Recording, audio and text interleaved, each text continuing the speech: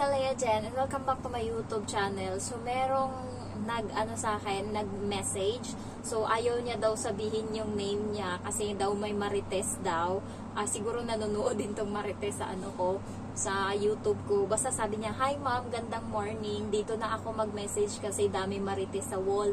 Dami kasi nagtatanong ma'am tungkol sa mga tanong ng employer. Paano daw sagutin pag nagtanong na paano mo inaalagaan ang bata, na mga pagkain binibigay mo pag umaga, tanghali at hapunan, paano ka maglinis ng bahay, abangan dyan yung bata, ano kadalasan kinakain ng mga employer pag umaga." Kasi daw itatanong ng employer yung work experience.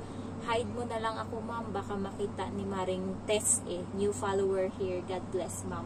So, next, unahin natin yung paano sagutin ang mga tanong ng employer. So, ano lang siya, based on your experience.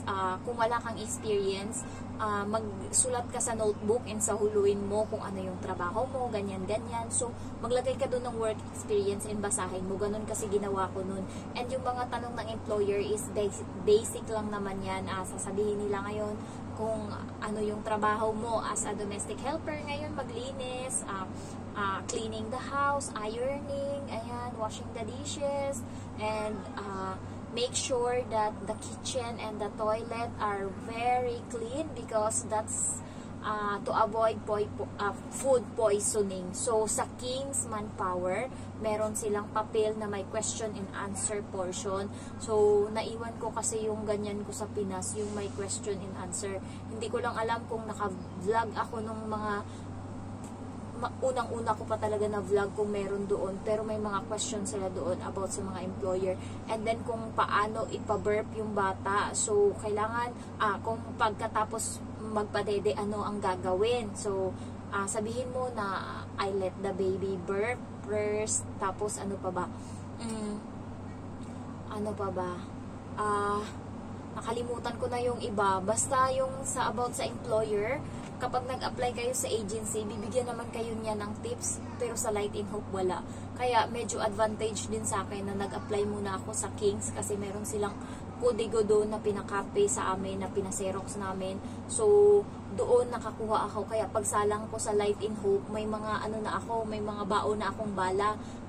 Medyo hanas na konti yung yung utak ko kasi nga naranasan ko na doon sa King's Manpower. Ayan. So, ano pa ba yung sinabi dito? Ano yung mga pagkain na binibigay mo sa umaga, tanghali at hapunan? Umaga is tinapay lang sila dito ng amo ko. Mostly tinapay lang yung mga tao. Pero yung iba kumakain talaga sila ng kanin. Ayan. So, light meal lang, ganyan, pasta. And then, tanghalian is noodles lang yan sila. Kanin minsan, ganyan, tas gulay, tapos karne, ganun. Pero mostly noodles. Hapunan, doon talaga isang bagsak na minsan 5 putahe yung ipapaluto sa'yo or 4. So, may kanin. Yan yung time na busog sila. May kanin, may itlog, and then may gulay, 2 putahe, karne, ayan, and then sabaw. So, lahat-lahat is ganun yung mga ipapaluto sa'yo. Mostly naman, depende sa amo talaga. Marami silang arte, minsan Thailand food yung pinapaluto nila, or kaya Vietnamese. Mahilig sila sa Thailand food, yung mga Chinese, ayan. And then, ang mga pagkain, paano mo inaalagaan yung bata.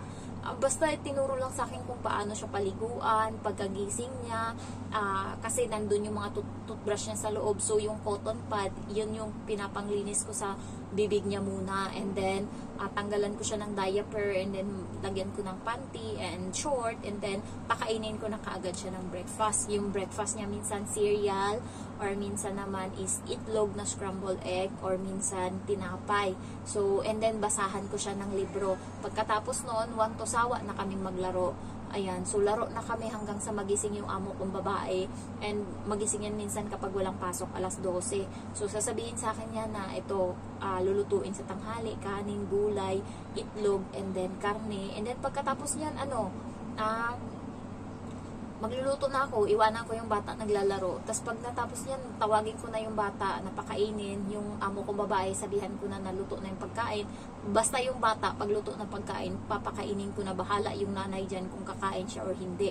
Basta yung bata, papakainin ko na. And then pagkatapos nun, pag nandyan na yung nanay, iiwanan ko na ngayon yung bata sa mesa, punta na ako sa kusina, kakain din ako doon, and then hayaan ko na sila. Tas pagkatas ko kumain, punta na ako sa kwarto, lilinisin ko na yung kwarto ng amo ko na hinigaan niya, kasi nga babalik din yan pagkatapos kumain ng tanghalian kasi walang pasok sa school. Babalik yan siya doon, matutulog uli sa higaan, kaya kailangan linis na, and then CR linis na din, kasi yun na lang naman yung natira na hindi ko na linisan bago nagising yung bata.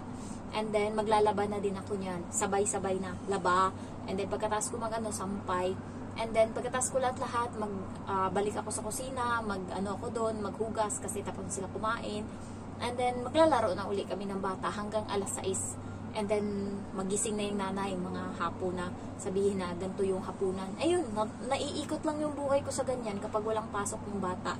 And the next is, paano ka maglinis ng bahay habang nandyan yung bata. Yung priority kasi dito sa bahay ng amo ko is, kapag nandyan yung bata, wala siyang pakialam kung makalat dyan. Basta yung bata is safe and okay, nilalaro.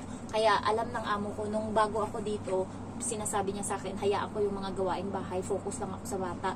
Pero ako kasi hindi ako sanay na hindi nililinisan, nadudugyutan ako. So, yung bata, sinasabihan ko, 10 minutes lang, maglilinis lang ako dun sa kwarto ng mama ko. Mabilisan lang. So, yung bata, maglalaro yan, and then pagkatas ng siguro, tingin niya mga 15 minutes na hindi pa ako bumabalik, pupunta yan sa doon. Sabi niya, Jen, how many minutes left? Tapos, uutuin ko, 5 minutes more, Emma. Gaganon ako. Tapos, pagkatapos ko niyan, punta naman ako sa kabila. Sabi ko, saglit lang, lang to, 2 minutes, hanggang sa matapos. Alam niya na kasi, sabi ng mama niya, kapag may trabaho si Jen, maglaro ka lang. Kasi pag natapos yung trabaho niya, maglalaro kayo. So, pagkatas niyan, basta ganun lang, iniiwanan kami ng amo kong babae kada linggo. Ganun lang yung routine. Pinapalaro ko lang yung bata. Pero kung batang maliit yung inyo, antay nyo munang matulog yung bata bago kayo magkilos-kilos, and mabilisan lang yan, mabilis na gawa lang talaga yung kasi yung bata kailangan talaga bantayan kasi delikado yung mga kanto-kanto, matama sa kanila. Isang beses lang na nasugatan yung 2 beses pala. Una, naghabulan kami, and then bumagsak ngayon, yung ilong niya malaki, dumugo talaga. Grabe yung takot ko nun. Buti yung amo kong babae is hindi siya hindi siya yung katulad ng iba na napaka-overprotected. And then pangalawa is nagkalat yung bata ng parang sabon na sobrang lagkit, parang asin na may amoy, and then mabango. Nagkalat siya, and then ngayon pinagalitan ko. Sabi ko, linisin mo yan. E di tinulungan niya ako, may maliit siya na walis and then dustpan. Ngayon naapakan niya yung tulis ng dustpan, so dumugo yung paa niya, sobrang lalim ng sugat. Alam mo yung hindi na siya makahinga sa iyak, and buti ka mo yung time na yun yung amo kong babae naliligo, and then yung lalaki lumabas, nakita niya bit-bit ko na yung bata, and hinuhugasan ko yung paa doon sa sa CR. Nakita niya na may dugo, and then nilagyan ko ng bandage. Pero pinagalitan nila yung bata kasi nga nagkalat. Eh di nalagyan ko na ng bandage. Mabilis lang kasi ito siya tumahan, and then natapos na. Maya-maya nagkalat yung mga asin-asin na mabango. Ayaw ng amo ko niyan kasi nga yun panligo, malagkit. Nagpunta doon sa sa higaan nila, kinalat doon.